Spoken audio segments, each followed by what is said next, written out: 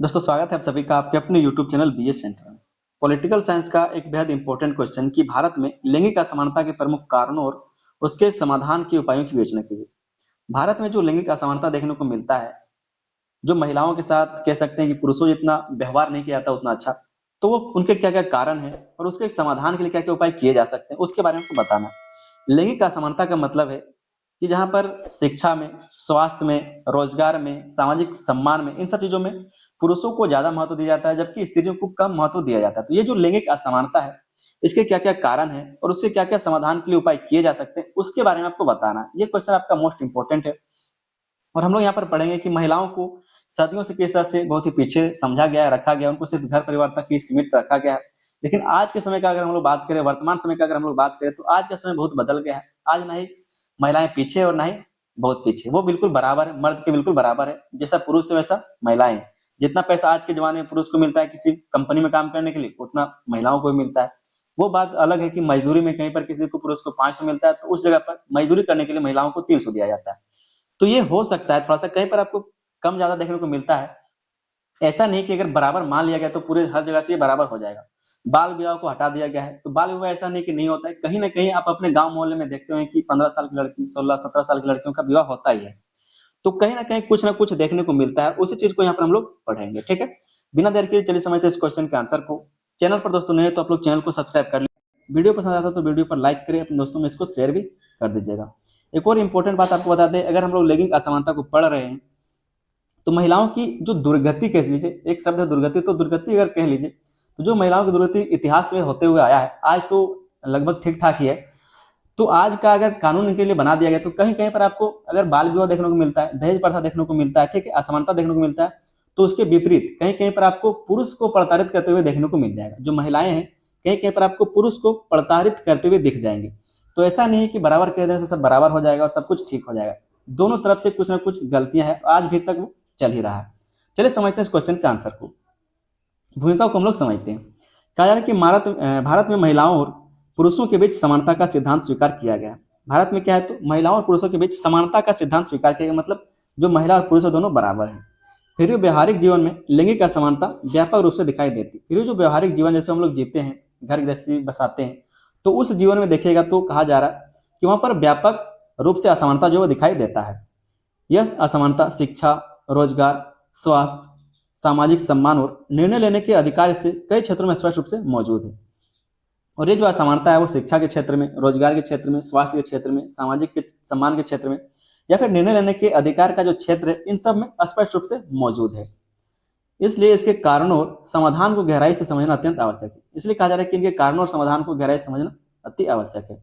यहाँ से हम लोग समझेंगे दोस्तों कि लैंगिक असमानता के प्रमुख कारण क्या है, ऐसे क्या कारण है लैंगिक असमानता के, तो उसको हम लोग यहाँ पर समझते हैं। पहला जो हमारा पॉइंट है वो है पितृसत्तात्मक समाज। क्योंकि ये जो हमारा भारत है, हमेशा से यहाँ पर क्या है, तो पितृसत्तात्मक समाज चलता आ रहा है बहुत ही पहले से।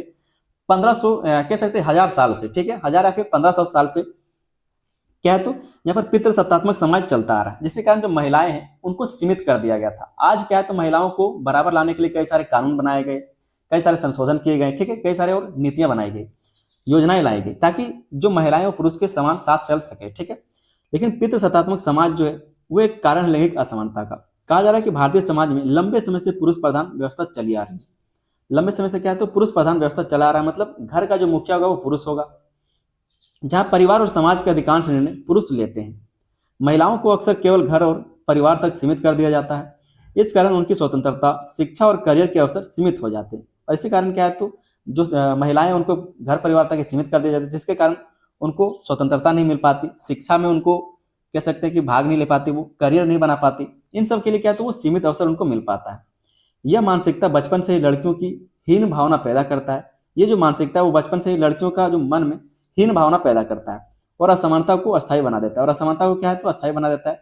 जो लड़कियां हैं, जो महिलाएं, वो शुरू से ये सोचती हैं कि हमें हमेशा से दबाया गया है, मतलब घर परिवार तक ही सीमित रखा गया, हमें बाहर पढ़ने के लिए नहीं जाने के लिए दिया गया, खेलने नहीं जाने दिया गया, तो हीन भावना हमेशा से रह जाता है। लेकिन आज के ज़माने में ऐसा बहुत ही कम देखने को मिलता है। आज आप देखते हैं कि शिक्षा में जहाँ पर अपने घर का बेटा पढ़ता है, वहाँ पर बेटी भी पढ़ती है। जहाँ पर अगर खेलने के लिए कहीं जाना चाह रही है तो वो जा सकती है, घूमने जाना चाहती है तो जा सकती है। लेकिन पहले ऐसा नहीं था। तो आज के क्या है, तो थोड़ा सा सुधार आया, बहुत ज़्यादा सुधार आज किया है। अगला जो कारण देखेंगे हम लोग लैंगिक असमानता का, वो है शिक्षा में असमानता। क्योंकि शिक्षा में असमानता है, ये भी लैंगिक असमानता का एक कारण है। कई ग्रामीण और आर्थिक रूप से कमजोर परिवारों में लड़कियों की शिक्षा को उतना महत्व नहीं दिया जाता जितना लड़कों को। कहा जा रहा है कि कई बार क्या होता है, तो जो ग्रामीण क्षेत्र होते हैं, जो आर्थिक रूप से कमजोर परिवार होता है, वहां पर लड़कों को पढ़ाने के लिए ज्यादा ध्यान दिया जाता है, जबकि जो बेटियां हैं, लड़की है, उसको पढ़ाने के लिए कम ध्यान दिया जाता है। अक्सर बेटियों की पढ़ाई को जल्दी रोककर उनकी शादी कर दी जाती है, और उनको लगता है कि जल्दी से शादी कर देने से दहेज कम लगेगा और टेंशन खत्म हो जाएगा। ठीक है, तो उसके कारण क्या है, तो लड़कियों का जो पढ़ाई है उसको रोक दिया जाता है। 10th पास, इंटर पास, ग्रेजुएट, मतलब ग्रेजुएट होते होते क्या है, तो उनका शादी हो जाता है। कई सारे ऐसी जो लड़कियां हैं जो इस वीडियो को भी देख रही होंगी, तो उनका शादी भी हो गया होगा, विवाह उनका हो गया होगा।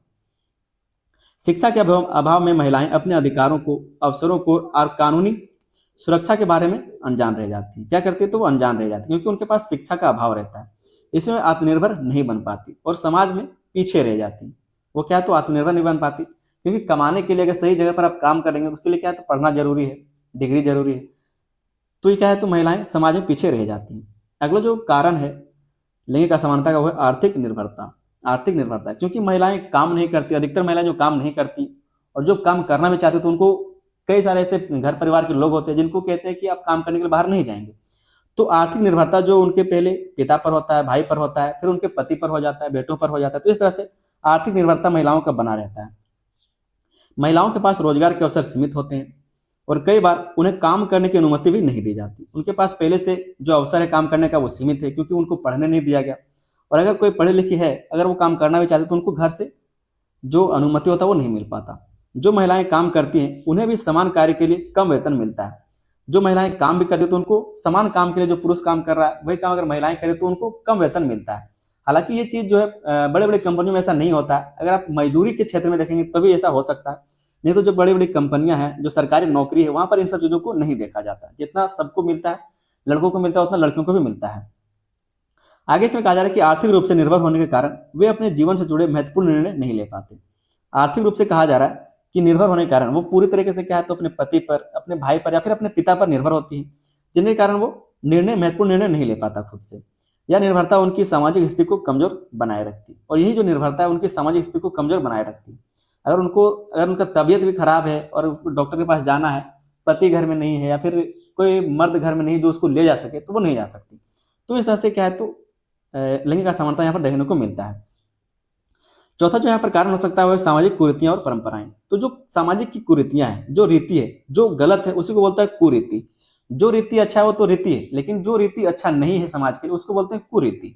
तो जो सामाजिक कुरीतियां हैं और जो परंपराएं हैं, ये भी महिलाओं जो लैंगिक असमानता है उसको एक कारण है। कहा जा रहा है कि दहेज प्रथा, बाल विवाह, पर्दा प्रथा जैसी सामाजिक कुरीतियां महिलाओं के विकास में बड़ी बाधा है। ये जो दहेज प्रथा है, दहेज प्रथा होने से ऐसा लगता है, जिस घर में बेटी होती है तो उनके बाप को ऐसा लगता है कि जल्दी जल्दी ब्याह करेंगे, इसका दहेज देना पड़ेगा, इतना खर्चा है। तो एक ये टेंशन है। बाल विवाह, कई बार क्या होता है, जिनके परिवार में आर्थिक स्थिति अच्छी नहीं होती, वो लोग चाहते हैं कि जल्दी जल्दी शादी कर देंगे तो कम पैसा में हो जाएगा। और जो प्रथा प्रथा है जो कई सारे समुदाय में चलता है, तो ये सब क्या है, तो सामाजिक की कुरीतियां हैं जो महिलाओं के विकास में ये बाधा बनती है। इन परंपराओं के कारण महिलाओं को बोझ या जिम्मेदारी के रूप में देखा जाता है। और यही सब परंपराओं के कारण क्या है, तो जो महिलाओं को छोड़े, पहले बेटी को देखिए, जो बेटी होती है, जो बहन होती है, उसको जिम्मेदारी या फिर बोझ के रूप में देखा जाता है कि इसका जल्दी जल्दी ब्याह करना है। भाई पर भी बोझ आता है कि कमाएंगे तो बहन का ब्याह करेंगे। तो इस तरह से क्या है, तो इनको जिम्मेदारी या फिर बोझ के रूप में देखा जाता है। यह सोच उनके आत्मसम्मान और स्वतंत्रता को प्रभावित करता है। उनको भी लगता होगा, पता नहीं, उनके आत्मसम्मान को भी लगता होगा कि हम बोझ हैं, या फिर स्वतंत्रता को प्रभावित करता है, क्योंकि वो खुले में घूम नहीं सकती, अच्छे से काम नहीं कर सकती। तो ये सब क्या है, तो उनकी स्वतंत्रता को प्रभावित करता है। इससे समाज में लैंगिक भेदभाव और अधिक मजबूत होता है। इससे क्या है, तो समाज में जो लैंगिक भेदभाव है वो अधिक ज्यादा मजबूत हो जाता है। अगला जो कारण देखेंगे वो है रोजगार और वेतन में भेदभाव। रोजगार और वेतन में भेदभाव होता है। कार्यस्थलों पर महिलाओं को कई बार पुरुषों के बराबर अवसर नहीं मिलते। उन्हें उच्च पदों पर कम अवसर दिए जाते हैं। जो उच्च पोस्ट होता है वहां पर महिलाओं को कम अवसर दिया जाता है और निर्णय लेने की भूमिकाओं से दूर रखा जाता है, ताकि वो क्या है, तो निर्णय ना ले सके। ऊंचे पोस्ट में उनको भेजा ही नहीं जाता, तो वो निर्णय कहाँ से लेंगे। समान कार्य के लिए भी उन्हें कम वेतन दिया जाता है। यह भेदभाव उनकी प्रगति और आत्मविश्वास को प्रभावित करता है। और ये जो भेदभाव है वो उनकी प्रगति को, आत्मविश्वास को प्रभावित करता है। छठा जो हम लोग देखेंगे यहाँ पर लैंगिक असमानता का कारण, वो है सुरक्षा की कमी। क्या है, तो सुरक्षा की कमी। कहा जा रहा है कि महिलाओं के खिलाफ अपराध, जैसे कि छेड़छाड़, घरेलू हिंसा और यौन उत्पीड़न की घटनाएं उन्हें असुरक्षित महसूस कराती हैं। जो छेड़छाड़ है, अक्सर रोड में जो लड़कियां या फिर महिलाएं काम करने के लिए जाते हैं, कोई ट्यूशन पढ़ने के लिए कॉलेज जाता है या फिर किसी भी तरह का, तो वहाँ पर छेड़छाड़, घरेलू हिंसा, घर में मतलब मारपीट अपनी माँ बहन बेटी के साथ, यौन उत्पीड़न जहाँ पर वो लोग काम करने के लिए जाते हैं तो उनके साथ छेड़छाड़ वहाँ पर, ठीक है। तो ये सब क्या है, वो इन सब कारणों से वो असुरक्षित महसूस करती है। इस डर के कारण कई महिलाएं बाहर निकलने, पढ़ने या फिर काम करने से हिचकिचाती हैं। ये सब क्या है, तो उनके मन में डर रहता है, जिसके कारण यह भी क्या है, तो एक लैंगिक असमानता का कारण है। सुरक्षा की कमी उनके अवसरों को सीमित कर देती है। सुरक्षा का कमी के कारण क्या है, तो उनके जो अवसर होते हैं वो सीमित हो जाते हैं। यह स्थिति उनकी स्वतंत्रता और समानता के रास्ते में बाधा बनती है।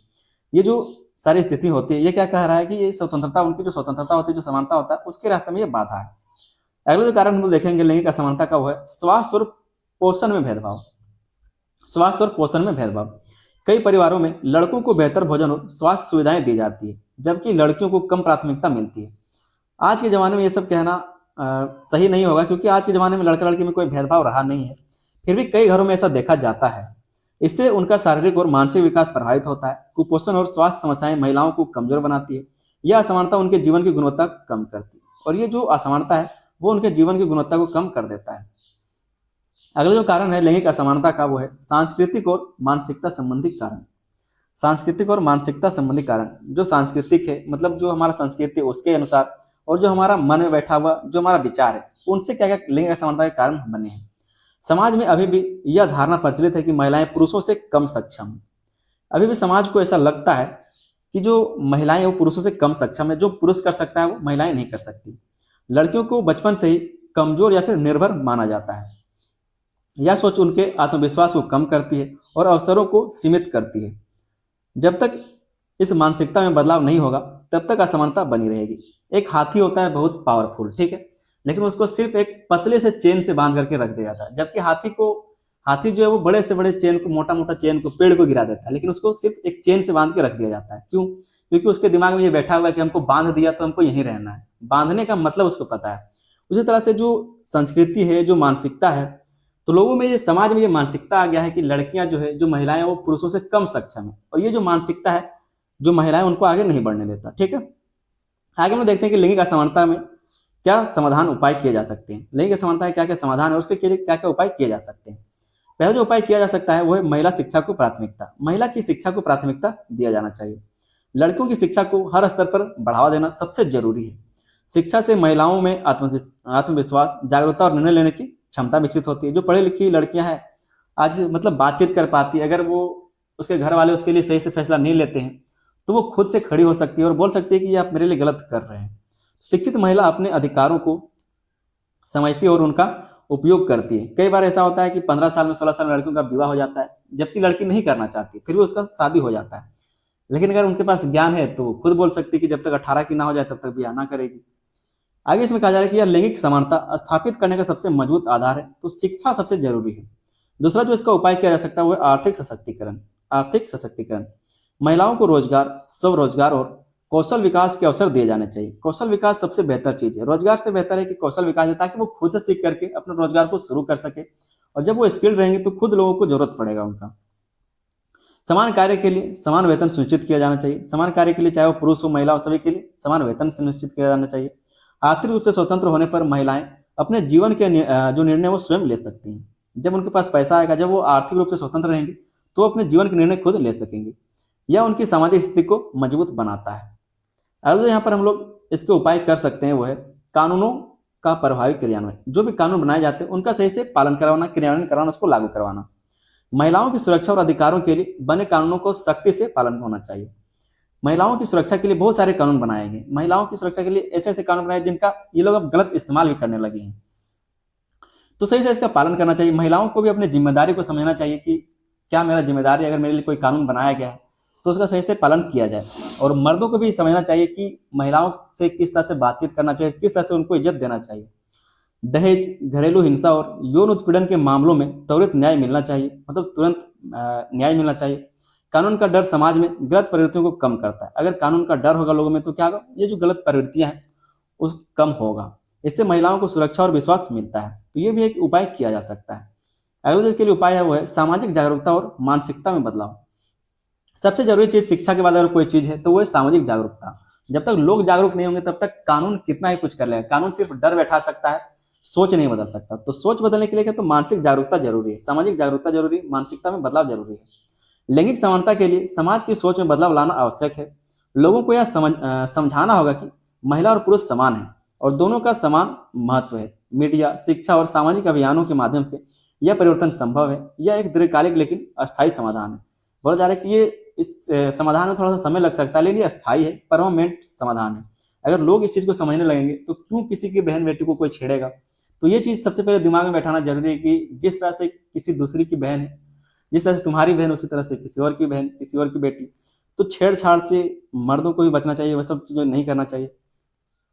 अगला जो हम लोग यहाँ पर समाधान देख सकते हैं वो है राजनीतिक भागीदारी को बढ़ावा। राजनीतिक भागीदारी को बढ़ावा, महिलाओं को राजनीति में अधिक अवसर और प्रतिनिधित्व दिया जाना चाहिए। जो महिलाएं हैं उनको राजनीति में अधिक अवसर मिलने चाहिए, प्रतिनिधित्व दिया जाना चाहिए। निर्णय लेने की प्रक्रिया में उनकी भागीदारी से, अगर निर्णय लेने लगी हो तो उनकी भागीदारी से मुद्दों को बेहतर तरीके से समझा जा सकेगा। अगर महिलाएं होंगी तो महिलाओं के दुख को समझ पाएंगे। यह लोकतंत्र को अधिक समावेशी और संतुलित बनाता है। साथ ही यह महिलाओं के सशक्तिकरण को भी बढ़ावा देता है। तो ये कुछ यहाँ पर क्या है, तो इसके समाधान है, इसके कुछ उपाय हैं। छठा जो उपाय किया जा सकता है वह सुरक्षा व्यवस्था को मजबूत करना। जो सुरक्षा व्यवस्था उसको मजबूत करना, महिलाओं की सुरक्षा के लिए पुलिस व्यवस्था और कानून व्यवस्था को मजबूत किया जाना चाहिए। अभी क्या है, तो बहुत जगह पर ऐसा सुधार किया गया है कि जहाँ पर पुलिस चौकी बहुत दूर दूर है वहां पर महिला के लिए एक अलग से रूम बना दिया गया है, फिर कांच वाला रूम होता है जहाँ पर महिलाएं अपने रुक सकती हैं। ठीक है, जो कि कोई काम करने के लिए जाती है तो वहां पर गाड़ी का इंतजार कर सकती है, बस का इंतजार कर सकती है, या फिर जो लड़कियां कॉलेज जाती हैं तो वहां पर बैठ के वो अपना बात कर सकती है। ठीक है, या फिर कुछ भी अपना काम हो तो वहां पर बैठ के कर सकती है, जो सिर्फ महिलाओं के लिए अलाउड होता है। या फिर जो चौकियां होती है, पुलिस चौकी छोटे छोटे होते हैं, वो महिलाओं की सुरक्षा के लिए बनवाए जाते हैं। तो ये सब कुछ काम किया जा रहा है। सार्वजनिक स्थानों और कार्यस्थलों पर सुरक्षा सुनिश्चित की जानी चाहिए। सुरक्षित वातावरण मिलने पर महिलाएं निडर होकर शिक्षा और रोजगार में भाग लेंगी। यह उनके विकास के लिए अत्यंत आवश्यक है। तो ये भी एक इसका समाधान हो सकता है। अगले इसमें हम लोग उपाय देखेंगे वो है स्वास्थ्य और पोषण में सुधार। तो स्वास्थ्य और पोषण में सुधार होना चाहिए। महिलाओं को पर्याप्त पोषण और स्वास्थ्य सेवाएं उपलब्ध करानी चाहिए। गर्भवती महिलाओं और बच्चों के लिए विशेष योजनाएं लागू की जानी चाहिए। स्वस्थ महिला इस समाज के विकास में प्रभावी योगदान दे सकती है। यह समग्र समानता स्थापित करने का आधार है। महिलाएं स्वस्थ होंगी तो बच्चे स्वस्थ होंगे, बच्चे स्वस्थ होंगे तो समाज स्वस्थ होगा। अगला यहाँ पर हम लोग उपाय देखेंगे वो डिजिटल और तकनीकी सशक्तिकरण। महिलाओं को डिजिटल शिक्षा और तकनीकी ज्ञान प्रदान किया जाना चाहिए।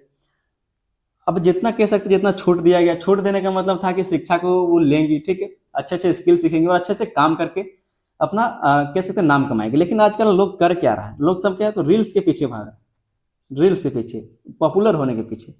मतलब दिशा ही मुड़ गया। यहाँ पर महिला सशक्तिकरण का बात होता है, लैंगिक समानता का बात होता है, लेकिन ये पूरा दिशा ही मुड़ गया है महिलाओं का। इससे वे नए अवसरों से जुड़ सकती हैं और आत्मनिर्भर बन सकती हैं। ऑनलाइन प्लेटफॉर्म के माध्यम से रोजगार और शिक्षा के नए रास्ते खुलते हैं।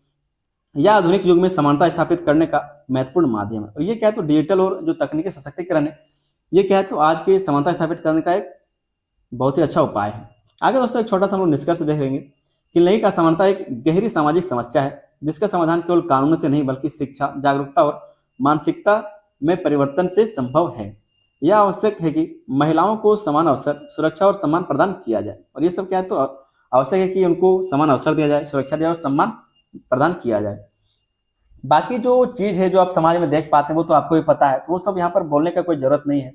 किस तरह से कानून का दुरुपयोग होता है, किस तरह से जो पुरुषों का मानसिकता है, किस तरह से वो उनका बढ़त है, किस तरह से वो लोग क्या किसी को भी छेड़ देते हैं, किसी के साथ दुर्व्यवहार कर देते हैं। तो ये सब तो आपको पता है, ये सब बोलने का यहाँ पर बात था ही नहीं। उम्मीद करते हैं ये जो क्वेश्चन था उसका आंसर आपको समझ में आ गया होगा। चैनल पर दोस्तों अगर अभी तक आप लोग नए हैं तो आप लोग चैनल को सब्सक्राइब कर लीजिएगा। वीडियो पसंद आता तो वीडियो पर लाइक करके अपने दोस्तों में इसको शेयर भी कर देना। जो भी आपके क्लासमेट होंगे, जो भी आपके जूनियर होंगे, उनका इस वीडियो को शेयर कर देना ताकि वे लोग भी अच्छे से पढ़ सके, एग्जाम में लिख सके और अच्छे मार्क्स ला सके। मिलते हैं किसी अगले वीडियो में, तब तक के लिए धन्यवाद। जय हिंद।